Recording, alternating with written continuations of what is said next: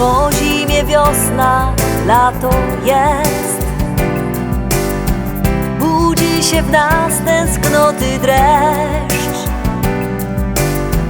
Zaledwie dzieckiem byłaś, dorosłaś już, a wspomnienia pokrył kurz.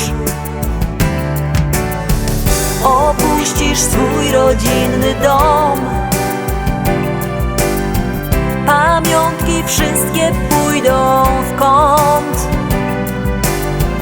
Rodziców czas pożegnać i siostry swe, niech ci w życiu powiedzie się.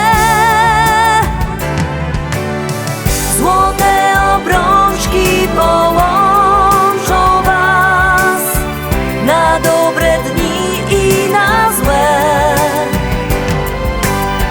Niech z wami Bóg będzie w bogactwie i biedzie.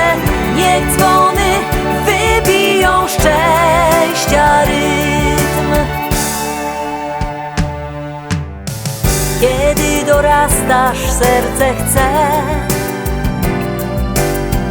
na zawsze bratnią duszę mieć. I tak jak pył ziarna kiełkuje